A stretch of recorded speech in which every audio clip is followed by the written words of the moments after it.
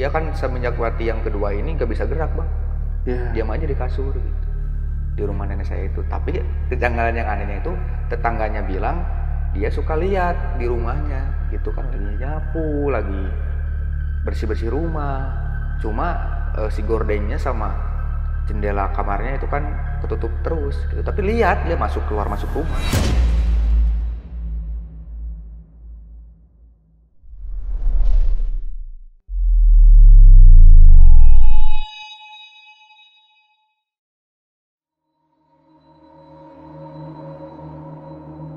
Assalamualaikum warahmatullahi wabarakatuh. Kembali lagi di Lentera Malam bareng gue Adit. Dan sekarang kita lagi di segmen podcast Saksi Misteri. Di sebelah gue udah ada narasumber yang udah banyak nih di request sama pasukan Lentera Malam untuk kita datangin lagi ke Lentera Malam. Karena cerita-cerita dia itu epic-epic dan sangat relate dengan kehidupan kita di Pulau Jawa, atau tepatnya di daerah Pangandaran. Udah gak asing lagi kalau Pangandaran.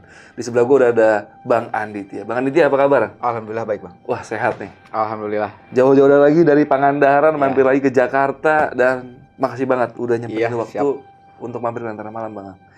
Nah, ini kan tadi kita sempat ngobrol nih Bang Anditya. Ini cerita cukup serem dan epic lah menurut gua. Boleh kasih kisi-kisi sedikit nggak ke pasukan Lentera Malam? Yang mau dibawain malam ini tentang apa sih, Bang Andi? Jadi ini kejadian di keluarga besar saya, Bang. Salah satu keluarga besar saya itu ya adik nenek saya. Ini dia meninggal. Akan tetapi saat itu tetangga banyak yang lihat dia beraktivitas seperti biasa di rumahnya.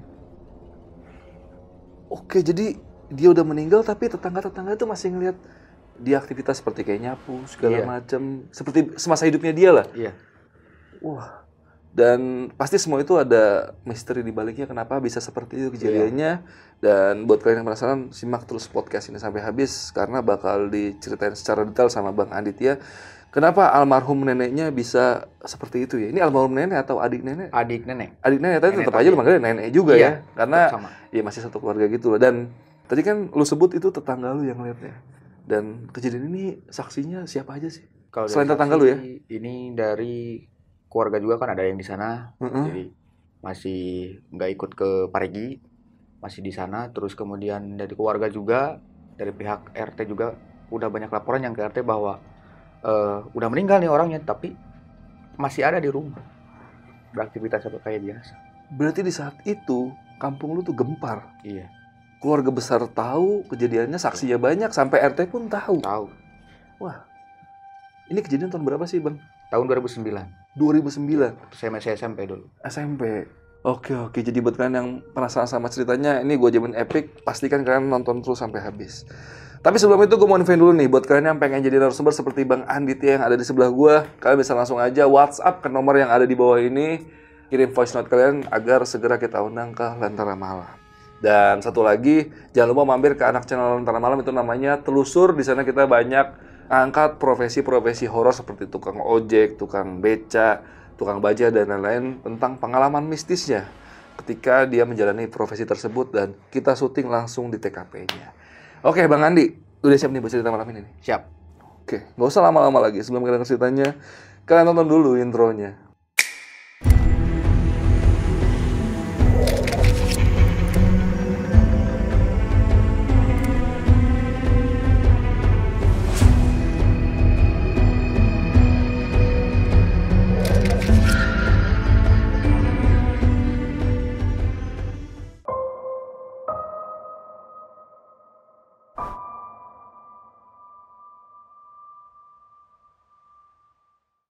Jadi ini pengalaman dari keluarga besar. Dulu ada adiknya nenek yang mati suri nyampe 3 kali nih Bang.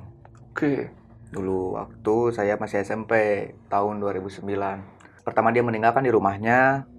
Kemudian kami sekeluarga berangkat ke rumahnya. Nah pas ditungguin kan kita kan kemalaman. Ada yang kerja, ada yang ya kesibukan masing-masing. Jadi karena waktu itu udah malam ya kita dibiarin aja dulu si jenazahnya ini gitu dirondain lah kalau nunggu keluarga yang lain pada datang semua. Pas udah datang semua, titik kejanggalan tuh yang pertama dari kapas yang nutupin hidung, lepas sendiri dua-duanya. Nah yang kedua itu sedikit kan pakai apa namanya samping gitu Bang, sebelum dikafanin pakai sampingnya, sampingnya kebuka kayak gitu. Nah kemudian pas si Bibi lagi ngeyasin nih, kita baru datang, itu kayak ada yang napas dia. Ya kan kalau tadi kan kapasnya pertama kebuka nih, dibenerin lagi gitu. Tapi pas si Bibi udah ini, dia napas tapi kayak yang nggak kayak orang normal gitu. Biasanya napas yang dikit lah. Iya, tipis gitu ya. Tipis gitu. Nah kita sepakatin sekeluarga periksa dulu, karena dari jaraknya dari tempat adik nenek saya itu nenek Tardiah lah. Nenek Tardiah ini jauh ke rumah sakit, adanya puskesmas sama mantri dulu. Dibawalah ke sana gitu. Nah, waktu itu emang kata mantri, iya ini hidup. Dibawalah ke puskesmas terdekat. 2-3 hari baru bisa melek sama napas yang normal. Nah, habis dari itu kan kita gak berani nanya macam-macam ya, termasuk nenek, bibi, mama juga gak berani nanya macam-macam. Intinya pas dia nanya, kok saya di rumah sakit misalkan, kita kan jawab dia udah meninggal, enggak. Ya, kita jawab pingsan aja gitu. Terus takutnya terjadi kenapa depresi atau kenapa gitu. Iya, takut shock lah ya. Iya. Nah kemudian pas sembuh dari puskesmas itu kan ditanya, sekarang mau tetap di rumah di sini apa pindah ke sana, kan kebanyakan lebih banyak keluarga yang ada di Parigi. Dan ikutlah pindah ke sana bareng sama nenek saya gitu. Nenek saya kan baru kehilangan suaminya kan, kakek saya tuh. Jadi ada temannya lah, deket juga sama mama sama bibi itu, sekampung masih gitu.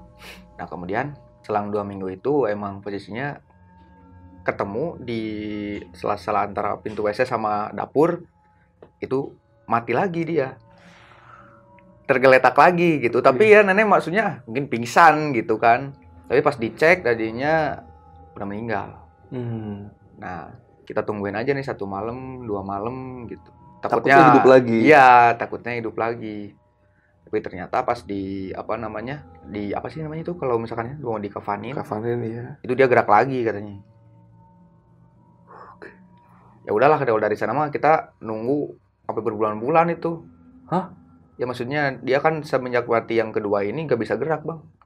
Diam aja di kasur gitu, di rumah nenek saya itu. Tapi kejanggalan yang anehnya itu, tetangganya bilang dia suka lihat di rumahnya gitu kan, lagi nyapu, lagi bersih-bersih rumah.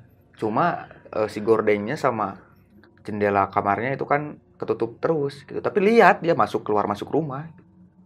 Nah kemudian saking gak bisa apa-apanya, si bibi sama si mama pulang pergilah jenguk gitu. Tapi ya bertahan cuma 2 bulanan. 2 bulan itu langsung meninggal, bener itu lah. Tapi ditungguin bang itu juga 3 hari 3 malam itu ditungguin gitu. Nah terus sebelum meninggal tuh ada wasiat ke nenek, katanya dulu pas dia jadi penari ronggeng itu dia pasanglah susuk yang banyak dari berbagai macam daerah. Ada yang dari Pakidulan, dari Kelapa Genep, dari Legok, Batu Hiu, terus dari terowongan yang di Wilhelmina itu bekas Belanda di Pangandaran. Dari sana dia. Nah kita otomatis nenek bilang ke ke anak-anaknya, gimana nih cara ngeluarinnya, kan udah meninggal. Ya udahlah kita sholawatin aja dulu, mudah-mudahan mah kalau misalkan udah dikubur gak terjadi apa-apa. Pas udah dikuburin normal, alhamdulillah lancar. Setelah 3 hari itu ya bang, kemudian kita kan riungan nih 3 hari yang pas udah meninggal. Itu penampakan pertama itu terjadi, saya sama almarhum mama dulu lihat. Kejadiannya gimana tuh? Jadi gini, kita kan tidur menghadap ke kaca jendela. Jadi di atas jendela itu ada ventilasi yang agak gede kalau rumah dulu itu, rumah nenek. Cuma sekatannya sekitar 10 cm gitu, seketang kayu. Nah kan lampunya nyala nih bang, terus dimatiin, terus kan kesorot sama lampu tetangga. Jadi kalau ada yang ada yang yang nongol, kelihatan jelas gitu. Yang lain pada ngumpul di ruang tamu, pintunya juga dibuka. Mama sambil rebahan, sambil nidurin saya, nidurin ade gitu juga. Sambil lihat ke sana, ke ventilasi. Dua-duanya itu lihat pas gitu, iya nongol. Pas nongol itu emang posisinya, kebenarannya saya sama mama itu lihat ke ventilasi gitu. Cuma pas digubris dia apa-apain juga tetap gak hilang. Mama langsung panggil ke walah ke paman, langsung teriak minta tolong gitu kan. Paman juga gak hilang bang. Paman datang, sosok itu masih belum hilang. Masih belum, masih nongol. Langsung puterlah paman keluar, baru nggak ada.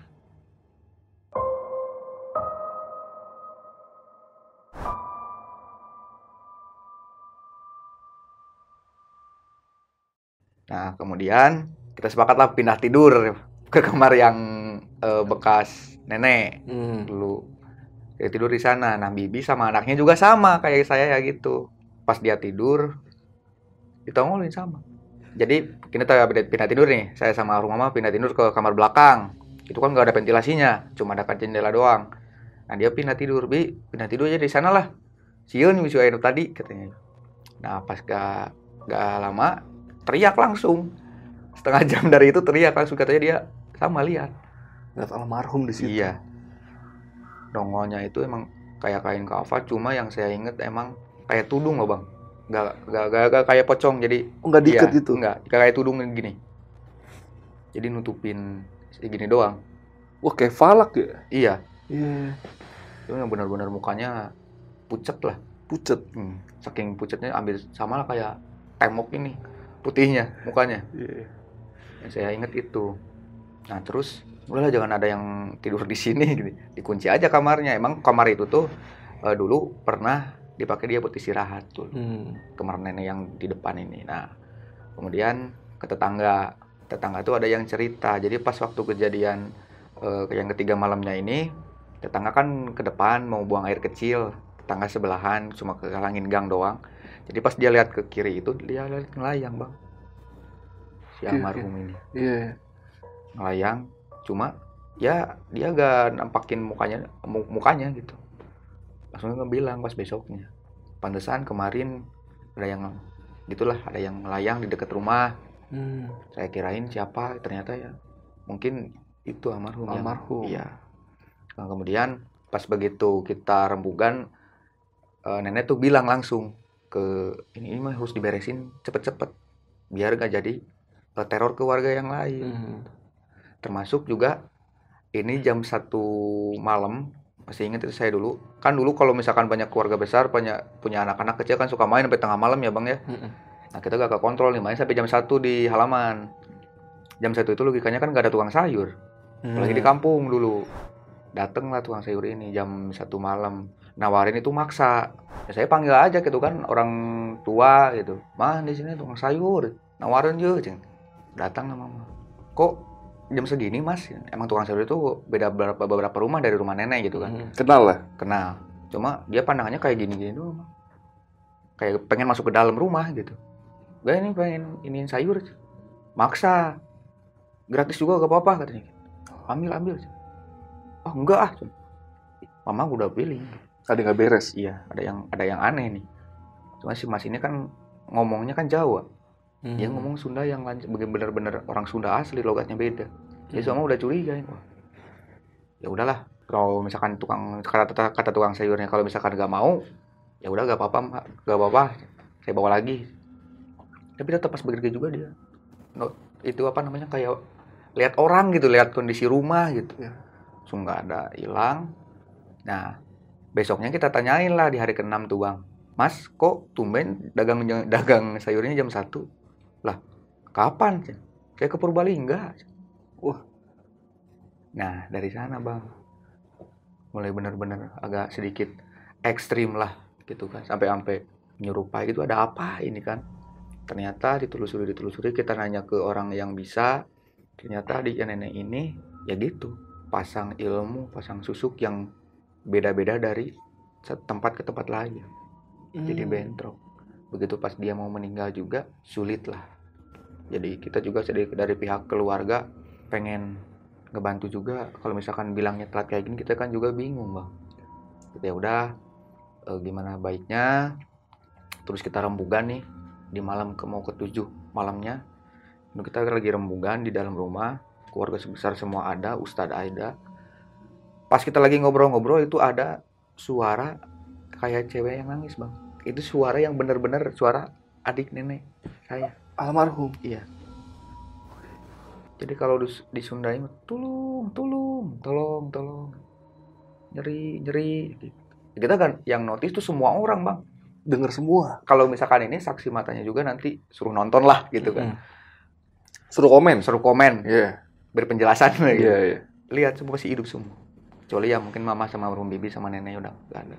Pas begitu terpaku, saya juga lagi di pangkuan mama gitu kan, sama ade. Udah diam. Semakin dekat, hilang lah. Istighbar ya. Kita istighbar bareng-bareng.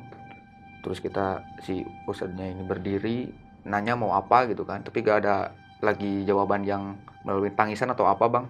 Duduk lagi, pas begitu duduk, itu kan ruang tamu, kita dikelilingi sama kaca bang. Jadi dapur itu kita tembus ke ruang tamu. Itu ada yang lewat bang.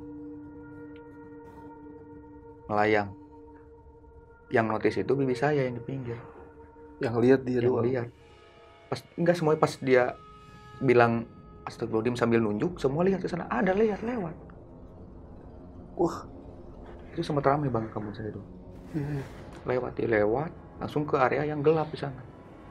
Nah kemudian katanya habis dari saya itu dia pergi ke rumah yang dulu pernah ngajak dia main ronggeng ke sana. Jam 9 malaman gitu sama suaranya, tolong nyeri gitu. Langsung lari lah. Yang punya rumah itu ke rumah saya, kebenaran juga lagi rembugan ini gimana caranya. Setelah ditanya dia dari mana aja, bawa susuk itu dari mana, kapan gitu kan, terus kegunaannya buat apa. Ternyata dia susuk itu pas umur sekitar 30-an, supaya dia biasalah dapat sawer atau apa gitu kan dulu. Emang nikah juga kan dia 2 kali nikah. Ya, orang yang tajir dia pasang susuk lah. Buat pemikat lah ya. Pemikat ya. Iya.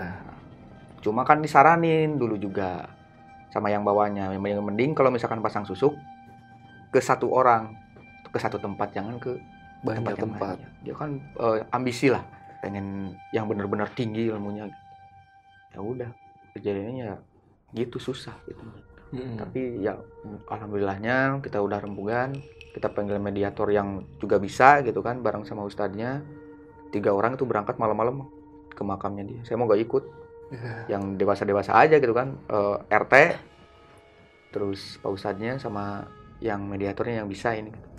Pulang jadi si 3 orang ini, ustadz, pak RT sama mediatornya ini pulang jam 2 malam dari makamnya. Itu tuh gak tau lah, yang satu mah pakainya kotor, gak tahu habis apa gitu kan. Tapi pas dijelasin ternyata kayak terjadi perlawanan dulu lah. Pas datang ke makam itu ada yang nungguin bang, ada yang jongkok di dekat makamnya itu. Ada yang jongkok. Gak tahu siapa gitu kan. Pas disenterin gak ada. Itu semua orang lihat, Pak RT-nya juga sampai pengen cepet-cepet pulang gitu kan. Saking takutnya, baru pertama lihat kayak gitu katanya.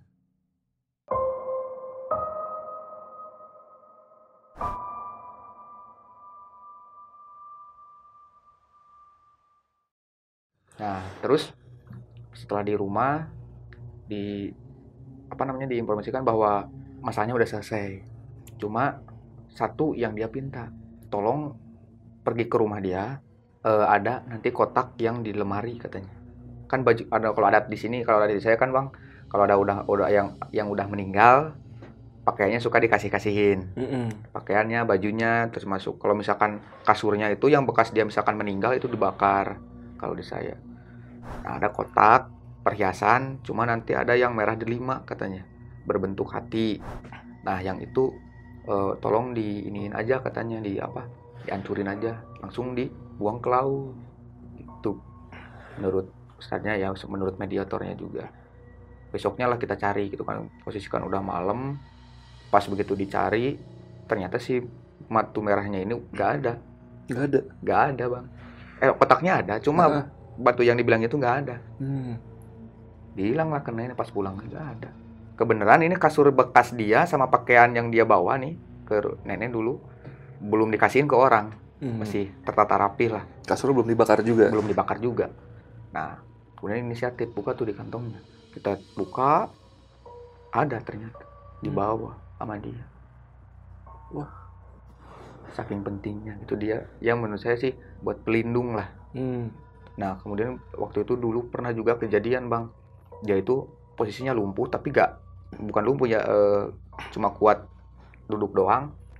Tapi apa namanya, nenek kan ke sawah jam 7.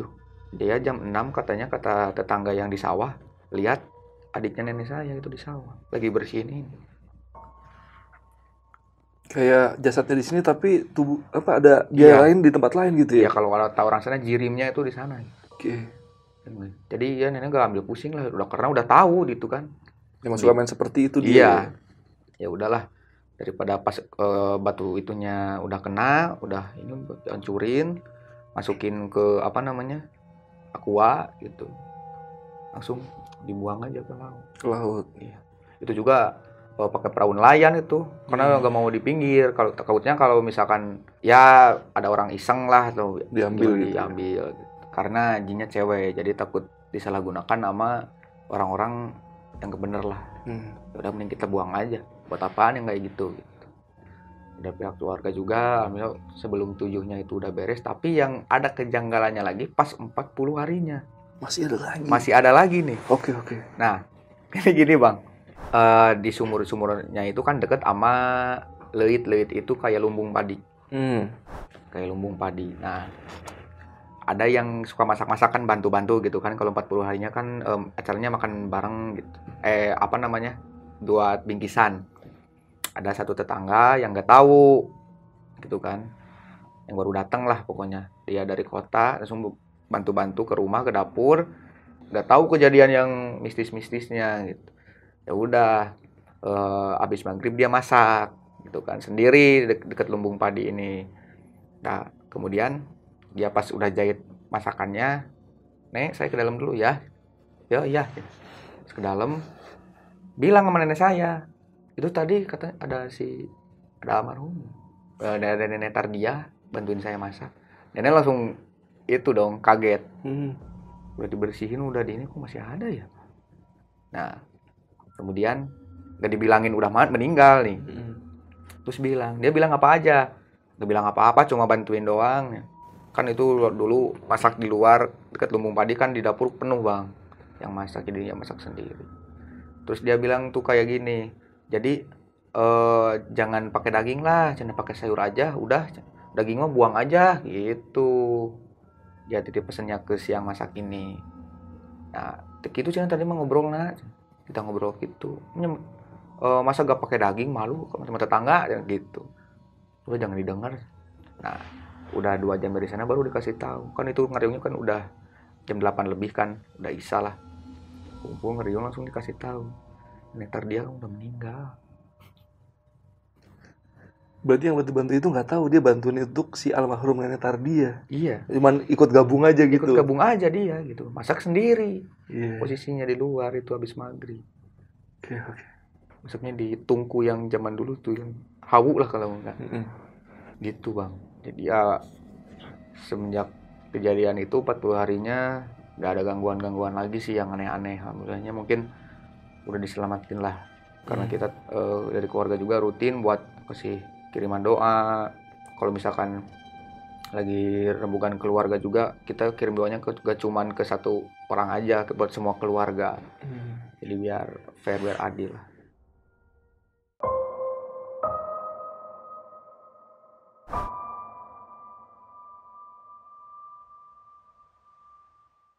Nah Mas Andi, ini biasa netizen suka nanya nih. Ini kan kejadian udah cukup lama nih, waktu lu masih SMP. Nah, lu bisa dapat cerita selengkap ini itu gimana ceritanya sih bisa sampai detail gini? Ya saya sebelum kesini itu nanya dulu Bang ke pihak keluarga yang masih hidup gitu kan, saksi mata yang benar-benar ada di TKP gitu. Makanya saya bisa jelasin sedetail ini ya karena saya nanyalah ke keluarga. Dan ceritanya hampir semua sama kayak gitu. Iya. Jadi sebelum berangkat lu sempat nanya-nanya dulu lah sama keluarga tentang cerita ini karena saksi matanya banyak. Nggak cuma lu sendiri yang ngerasain.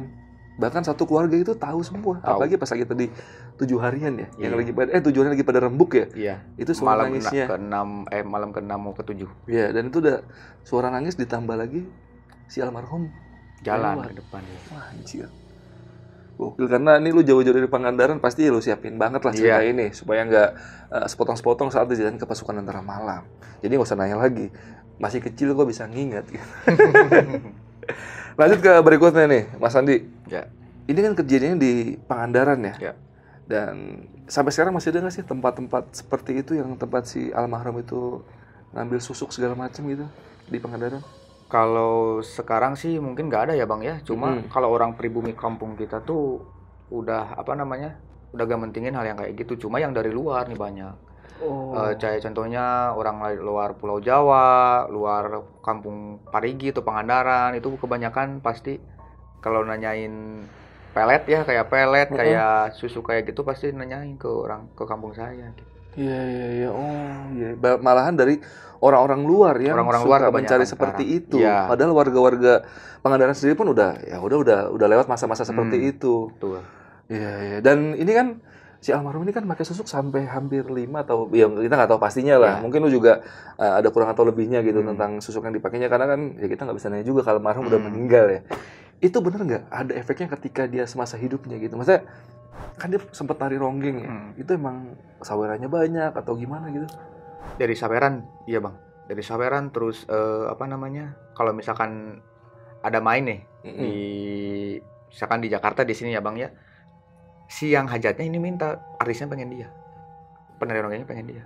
Oke. Hampir semua pasti mintanya dia yang walaupun itu beda grup. Iya, Beda iya. grup ronggeng. Laris manis lah Laris selama manis hidupnya. lah. Iya. Nah, cuman ini kan ya, setahu kita kan kalau hasil duit dari nari dan pakai hal-hal mistik ini kan uang panas ya. Iya. Itu ketika dia meninggal ada hasilnya atau ketika hari itu ada hasilnya nggak sih dari uang-uang selama dia menari itu? Kalau ini sih paling dibuat rumah doang sih. Dibuat rumah Buat rumah aja. doang ya.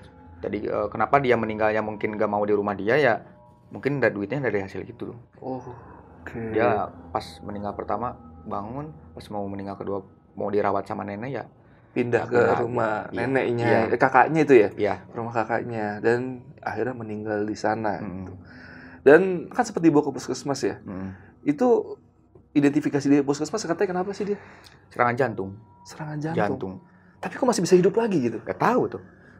Yang bikin saya aneh itu doang sih. Anjir. Mungkin ya Tuhan memberikan satu apa namanya beberapa waktu untuk bertobat lah buat dia, cuma gak bisa dimanfaatin dengan baik karena faktor usia juga. Iya, tua. udah nggak bisa ngapa-ngapain. Udah gak ya. bisa ngapa-ngapain. Tapi tetangga-tetangganya sering ngeliat dia aktivitas. Padahal nenek saya sama dia kan tuaan nenek saya, cuma yang kelihatan tua itu malah adiknya. Oh, malah lebih tua dia Malah lebih tua kelihatannya. dia, soal pas lagi sakitnya. Cuma sakitnya sama Bang, waktu nenek saya ya almarhum, sama banget persis. Nenek saya juga gitu, jatuh dari motor, gak bisa jalan, kering. Hampir semua, ini nanti kalau misalkan saya ke Lentera lagi nanti saya ceritain, ada apa nih sama keluarga saya gitu kan meninggalnya itu posisinya ya walau alam gitu kan. Pertama itu kakek sama terbaring lemah, gak bisa ngapa-ngapain, kurus kering badannya. ya. Yang kedua itu adiknya nenek Nenek Tardia. Iya, nenek Tardia ini sama kayak gitu. Kemudian susul sama bibi. Kalau bibi emang jantung bener, jadi badannya kecil, kakinya besar dulu sebelum meninggal. Tapi pas begitu meninggal alhamdulillah normal bentukannya gitu. Kemudian disusul sama mama saya, ibu saya. Meninggal di luar tapi posisinya emang kurus lagi sama. Kayak turun-temurun gitu ya? Iya, komplikasi gak tahu kenapa kata dokternya dulu. Nah, kemudian disusul sama nenek saya ini. Yang kelima nenek saya jatuh dari motor, terbaring, gak bisa ngapa-ngapain. Kemudian kurus aja gitu, kering, meninggal. Yang terakhir kemarin itu paman. Kalau paman itu punya tuberkulosis tuh. Emang posisinya ialah punya sakit dulu kan, udah meninggal. Jadi beruntun banget Bang, itu jangka waktunya pendek ya, nggak terlalu jauh. Tahun ini. Iya. Dan kalau kalian mau tahu apa penyebabnya atau mungkin ada cerita lain dari kenapa bisa seperti itu, komen di bawah supaya Bang Anditya kalau ke Jakarta lagi mampir ke Lentera Malam. Siap. Nah ini kan almarhum nenek Tardia ini kan meninggal cukup aneh ya, banyak kejanggalannya.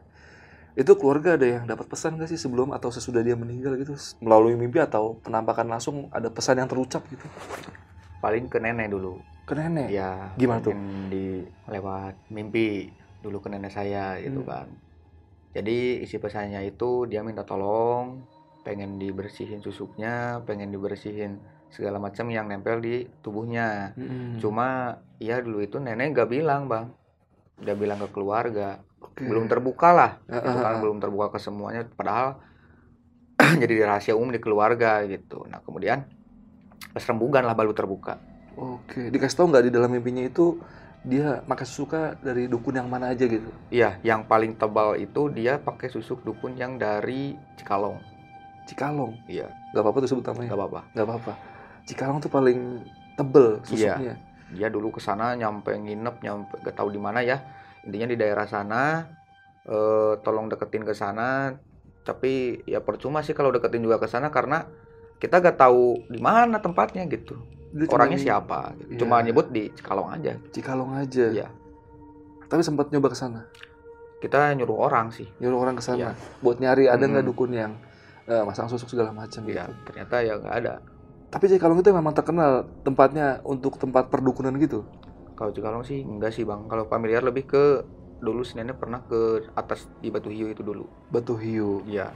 Iya. Kalau itu mah emang dia terbuka cerita dulu ke almarhum mama juga. Iya. Ini kalau kamu misalkan pengen susuk mah ke Batu Hiu malam Jumat gini. Gitu. Batu Hiunya di tempat wisatanya itu atau gimana ya? Iya di atas. Kita jadi ada saung bang di atas itu posisinya. Kalau malam Jumat nih orang-orang yang ya biasalah pesugihan kayak gitu pasti ke sana berangkat. Dan Sampai detik ini masih ada? Masih ada sampai detik ini. Masih sering ada orang ke sana? Masih sering. Soalnya gue pernah ke Batu Hiu, itu kan tempat wisata yang cukup bagus ya. Iya. Karena dia kan posisinya tebing gitu, bawahnya laut. Iya. Itu kalau malam Jumat suka ada orang ada semedi situ lah. Ada semedi. Wah, kacau juga ya. Aneh lah bang. Kita kan dari apa namanya? Saya juga kan orang sana gitu kan. Gak tertarik lah. Kita juga punya Tuhan udah yang budaya ada yang ngatur rezeki, masa kita masih mau minta lagi gitu. Iya. Makanya kebanyakan yang ke sana bukan orang kampung saya. Oh. Gitu. Jadi orang jauh. Dari jauh ya. Bahkan dari Jakarta juga ada, Jakarta dulu. Iya. Kemudian kebanyakan dari daerah Jawa ada, dari Bandung, dari mana-mana. Itu suka, kan kalau semedi itu kan suka ada yang aneh-aneh ya, ada yang suka telanjang segala macam. Lu pernah ada yang aneh gak sih di tempat itu? Enggak sih bang. Enggak. Kalau yang silat saya pernah. Hah? Yang silat itu. Silat gimana? Gak tahu kenapa itu. Jadi jam 1 malam tuh, pakaiannya hitam-hitam semua 5 orang. Yang lebih konyolnya itu ternyata ada teman saya ikutan. Gak pakai baju telanjang? Iya, gurunya itu orang Jawa katanya. Oh. Gak telanjang sih, cuma pas begitu mau silat-silatan, apa namanya gak pakai baju doang, pakai celana kampret hitam doang. Iya, di Batu Hiu tuh. Iya. Katanya sih dia apa namanya berkelahi sama jin. Waduh. Wah, saya ketawa aja gitu kan. Iya. Gila ini. Kalian harus nonton Pesulap Merah biar mengerti kenapa kita bisa bilang seperti itu ya. Oke, seperti biasa sebelum closing, Bang Andi mau kirim pesan buat teman-teman atau sanak saudara yang ada di Pangandaran. Siap-siap, simak. Nama kalian disebut nggak nih di sini? Ya. Langsung, Bang Andi. Salam pertama biasa buat MM Family Pangandaran, Aryan, Temela, Babeh Aceng, Mama Mar, Afian, Tela, dan juga Ryuga, Arif, Teh Rima, pengantin baru juga, Bang Adi Keling, terus sama Dewi, Ade Segong, sama siapa namanya lupa lagi, sama istrinya juga Jabang bayi yang dikandung, mudah-mudahan sehat terus. Buat teman-teman yang ada di MM semuanya, Isep, Abeni, Sule, Ool, Gatot, yang mau Dianjek, semua salam lah. Terus siapa lagi ya? Ada lagi nih. Buat bos Araya Pet Shop, Parigi, Bos Obi, terus Okta Property juga. Ingat rumah, ingat Okta Property. Oke. Ada lagi nggak nih? Ada lagi nih. Nggak kuat. Dia nggak kuat ya. Banyak soalnya ini. Gak apa-apa. Lanjut. Juga apa namanya? Juragan Kadu 28. Jangan lupa order Juragan Kadu 28 Bos Ega. Terus anak-anak tongkrongan di pasar Parigi.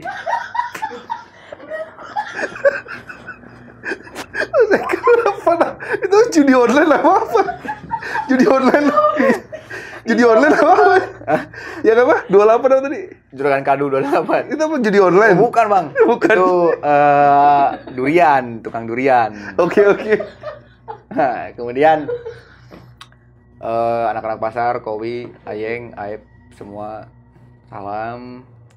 Terus kalau misalkan mau pesan baju bisa ke Astama Apparel. Kalau misalkan mau desain baju dengan gaya-gaya graffiti anak muda, Bang, bisa langsung ke Balangsak Apparel. Aduh, bangga kuat. Oh, ini Jumsih juga yang gandeng di sawah saya. Semangat, Bi. Oke. Sip. Oke, Bang Andi. Ada yang kurang nggak nih? Titip salamnya nih. Ada yang lewat nggak? Oh iya, ada. Siapa tuh? Servis motor, jangan lupa ke JG Pangandaran. Terus buat LD juga Netra Jaya Motor. Siapa lagi ya? Anak-anak Ani, Adit, semuanya berapa lah. Bravo, oke. Lah, jangan ketawa, Ra. Ye, gimana? Mbak, aduh. Oke, buat kalian yang baru ngeliat video ini, emang Bang Aditya emang selalu kalau cerita kalian teraman pasti titip-titip pesan buat teman-teman yang ada di Pangandaran karena cukup jauh juga ya dari sini ke Pangandaran. Nih, gua nggak tahu ini uploadnya duluan gua atau sama Jamal. Nanti buat kalian yang nggak kesebut namanya, bisa cek juga video bareng-bareng sama Jamal, Bang Aditya. Siapa tahu nama kalian di situ kesebut juga. Ya. Lebih lengkap mana nih ya? Tadi apa yang sama Jamal tadi? Yang mau Jamal sih. Sama Jamal lebih lengkap lagi tuh ya? Ya. Oke, nggak ada yang skip tuh ya? Kalau ada yang skip, protes aja ke Bang Aditya. Oke, thank you sekali lagi. Makasih banget nih Bang Aditya udah mau lagi nih nyempetin waktunya buat mampir ke Lentera Malam. Walaupun jarak kita emang cukup jauh ya di Pangandaran dan kita di Jakarta. Nanti kapan-kapan kalau Lentera Malam bisa insya Allah mampir ke daerah-daerah sana, kita bakal ngopi-ngopi bareng di Pangandaran ya. siap. Aja kita jalan-jalan keliling Pangandaran. Karena Pangandaran emang sangat terkenal dengan wisata pesisir pantainya ya, lautnya. Banyak ada batu hiu. Tadi yang sebutin sama Bang Aditya ternyata kalau malam Jumat banyak yang semedi juga. Ya, nanti kita ke sana main. Itu jarak dari Batu Hiu berapa jauh tempat Bang Aditya? Itu 5 menit juga nyampe, Bang. 5 menit nyampe? nyampe. Oh, oke, berarti dekat Soalnya banget satu ya? dusun sama saya. Itu Batu itu di satu dusun. Masih satu dusun ya? Satu dusun. Oke. Udah, podcast malam ini cukup segini aja. Sekali lagi, makasih Bang Aditya ya. Ya, sama-sama. Oke, gua Adit Dalan Malam dan Bang Aditya izin pamit. Bye.